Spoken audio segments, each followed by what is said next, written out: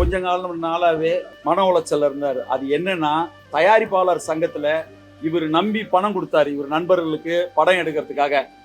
அந்த பணம் யாருமே திரும்பி வரல. பழி வாங்குறதுக்கிட்டே சில காரியம் நடக்குது. ஒரு 4 வருஷமா அவரும் கேட்டு பாக்குறாரு, 5 வருஷமா கேட்டு பாக்குறாரு, யாருமே எதுவுமே கொடுக்கல.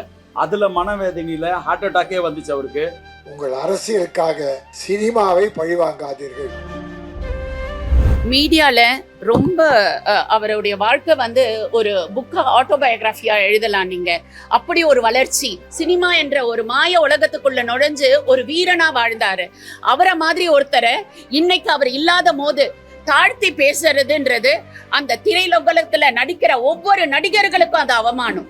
தயவு செய்து எந்த மீடியாவும் எதுவும் தெரியாத யார பத்தியும் அவதூறா பேசாதீங்க. எல்லா மீடியாவையும் கையெடுத்து கும்பிடுறேன். அவரை பத்தி தப்பா எழுதாதீங்க. ஒரே ஒரு தெய்வத்தை நாங்க எல்லாரும் இழந்துட்டு இருக்கிறோம். அதனால நல்லபடியா எங்களுக்கு எல்லாத்தையும் பண்ணி கொடுங்க. தப்பா எழுதாதீங்க, தயவு செஞ்சு நான் கேட்டுக்கிறேன், காலை தொட்டு கேட்டுக்கிறேன். தமிழ் திரைப்பட தயாரிப்பாளர் சங்க துணைத் தலைவரும், சென்னை, காஞ்சிபுரம், திருவள்ளூர் மாவட்ட விநியோகஸ்தர் சங்க தலைவரும், நடிகர் கே ராஜன் அவரு எங்க அப்பா, நான் 3வது மகன், அவர் 2வது மகன், என் தங்கச்சி. இது அவரு கொஞ்ச நாளாவே மன உளைச்சல் இருந்தாரு. அது என்னன்னா, தயாரிப்பாளர் சங்கத்துல இவர் நம்பி பணம் கொடுத்தாரு இவர் நண்பர்களுக்கு படம் எடுக்கிறதுக்காக. அந்த பணம் யாருமே திரும்பி வரல.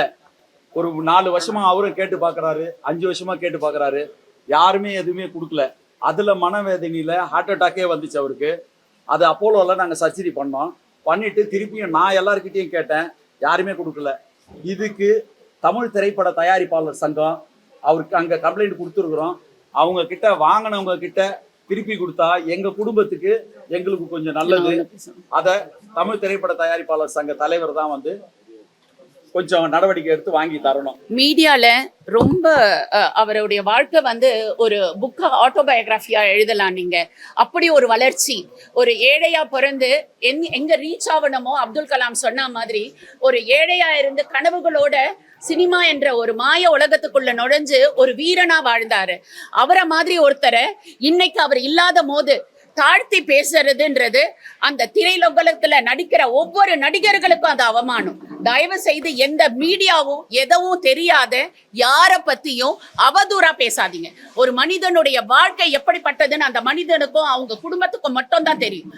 என்னைக்கோ ஒரு நாள் கேமரா எடுத்துட்டு வந்துட்டு ஏதோ யாரோ சொல்றாங்கன்னு கேட்டுக்கிட்டு அதையெல்லாம் தயவு செய்து போடாதீங்க. உங்ககிட்ட தாழ்மையான ஒரு வேண்டுகோளா அதை நாங்க உங்களுக்கு வைக்கிறோம். அவரு பத்தி தப்பா ஏதோ போட்டாங்க. எந்த இதுலயும் அந்த மாதிரி தயவு செஞ்சு கையெடுத்து கும்பிடுறேன். அவர் யாருக்கிட்டையும் பணம் வாங்கல, கடன் வாங்கல. தயவு செஞ்சு இதை புரிஞ்சுங்க, தப்பா போடாதீங்க. அவர் பணம் தான் 20 கோடி ரூபாய்க்கு தயாரிப்பாளர்கள் கிட்ட இருக்குது. சின்ன தயாரிப்பாளர்கிட்டையும் பெரிய தயாரிப்பாளர்கிட்டையும் அதுக்கு உண்டான எவிடன்ஸ் எல்லாம் என்கிட்ட இருக்கு.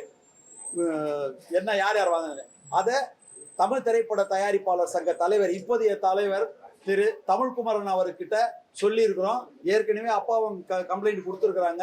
விநியோக சங்கத்திலையும் கம்ப்ளைண்ட் இருக்கு, இதுலயும் இருக்கு, யார் யார் கொடுக்க வேண்டியதுன்னு. அதனுடைய நடவடிக்கையை எடுப்போம். அப்பா கடன் 10 காசு கூட யார்கிட்டயும் வாங்கல. அவர் பணம் தான் 20 கோடி கிட்டத்தட்ட மத்தவங்க கிட்ட இருக்குது. அதுல மன உளைச்சல் ஆகிதான் யாருமே 10 காசு கூட கொடுக்கல. போனும் எடுக்கல. பண்ணா இவ்வளவு பெரிய ஜாம்பவான்னு அவர் போன் பண்ணி யாருமே எடுக்கல. எடுக்காததுனால மன உளைச்சத்திலேயே ஒரு 2 வருஷமா இருந்தாரு. 2 வருஷமா அதை அப்படியே இருந்து 3 தடவை அட்டாக் 3 தடவை நாங்க இப்போ 4 நாளைக்கு முன்னாடி தான் அப்போலோ ஹாஸ்பிட்டல்ல பேஸ் மேக்கர் வச்சு நாங்க வந்தோம். நல்லா இருந்தாரு 2 நாள். திடீர்னு இந்த மன உளைச்சல் திருப்பி போன் பண்ண ஆரம்பிச்சாரு. யாருமே எடுக்கலன்னு சொன்னவொடனே மன உளைச்சல்ல இந்த மாதிரி அப்பா பண்ணிட்டாரு. அது திரையுலகத்துக்கு தான் லாஸ், தவிர இது இல்லை. கொடுத்தவங்க இதெல்லாம் பார்த்துட்டு எங்களுக்கு எங்க குடும்பத்துக்கு திருப்பி கொடுத்தா நல்லா இருக்கும், உதவியா இருக்கும்.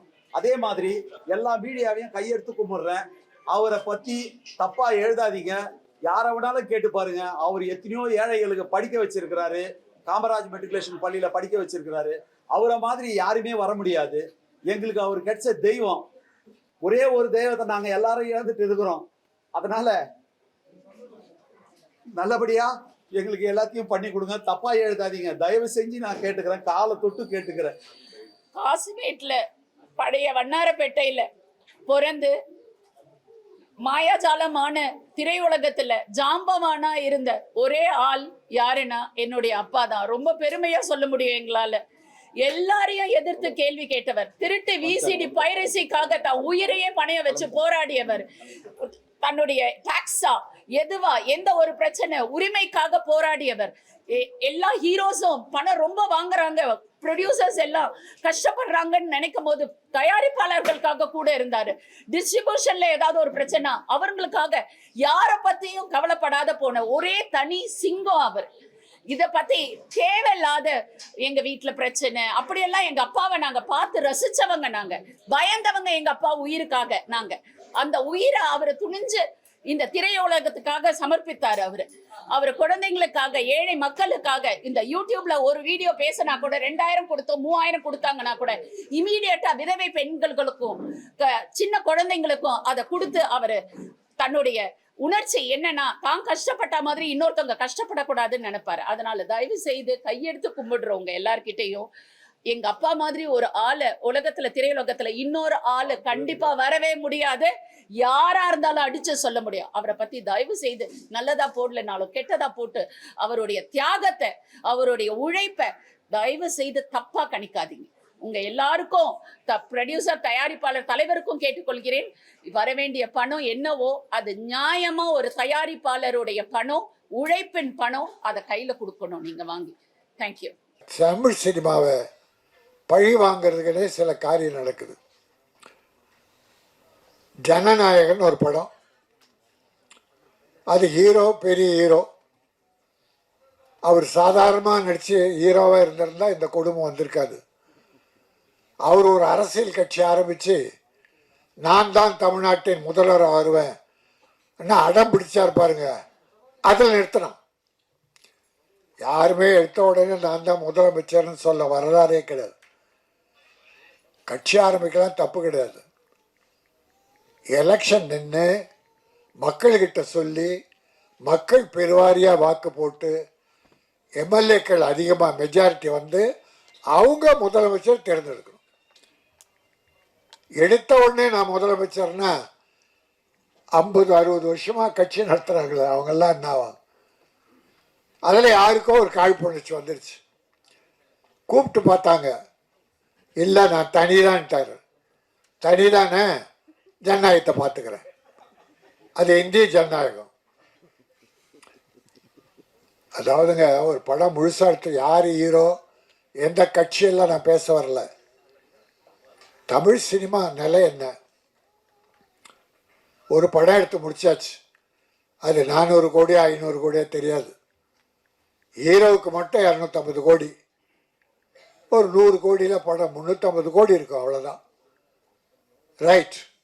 ஒரு முதலாளி, ஒரு தயாரிப்பாளர் பண்ணான். இப்போ கஷ்டம் யாருக்கு? தயாரிப்பாளருக்கு. ஹீரோக்கள் படம் வரலன்னு வருத்தப்படலாம், ஆனால் பணம் வரலன்னு கஷ்டப்படுறாரா? பணம் வாங்கிட்டாரு, எப்போ கொடுத்துட்டாங்க, அதனால் அவர் கஷ்டம் இல்லை. ஆனால் பணம் போட்ட முதலாளி, எங்கள் தயாரிப்பாளர் அவஸ்தைப்படுறார். இதில் என்ன நியாயம்னா நிச்சயம் நியாயமே இல்லை, பழிவாங்குதல் ஒண்டிதான். டிசம்பர் 19 படம் பார்த்துட்றாங்க, 22 சர்டிஃபிகேட் கொடுக்குறேன்ட்டான், கட்டெல்லாம் கொடுக்குறாங்க. 24 கட்டு கொடுத்தாச்சு. 24ஆம் தேதி சர்டிஃபிகேட் வரும்னு நம்பினா பதிலே இல்லை. சென்சார் போர்டு பதிலே சொல்ல, இவங்க மெயில் அனுப்புகிறாங்க, சர்டிஃபிகேட் அவன் இல்லை. அப்போ கோர்ட்டுக்கு போகிறாங்க. கோர்ட்டில் போனவுடனே லாக். 1 மாதம் மேலே ஆகுது, படம் வரல. அப்போது இவ்வளோ ஒரு அரசியல் பழி வாங்குதல் என்பது, அவர் எங்கே போகிறார் என்ன? இப்போ பாருங்கள், நாளைக்கு அவர் சொல்லட்டும், நான் இந்த கட்சியோட அலைன்ஸ் போயிடுறேன் சொல்லட்டும், நாளில் அந்த சாயந்தரம் 1 ஹவரில் வீட்டுக்கு சர்டிஃபிகேட் போயிடும். அப்போ 100க்கு 100 அரசியல் விளையாடுது. அது தவறு. சினிமா உலகை பழி வாங்காதீர்கள். அவருக்கு குரல் கொடுத்தாங்களா? யாரும் கொடுக்கல. ஏன்னா மற்றவங்களுக்கு கஷ்டம் வரும்போது அவர் யாருக்கும் குரல் கொடுக்கல, அவர் யாருக்கும் கொடுத்ததில்லை. அதனால் இப்போ எல்லாரும் அவரை விட்டாங்க.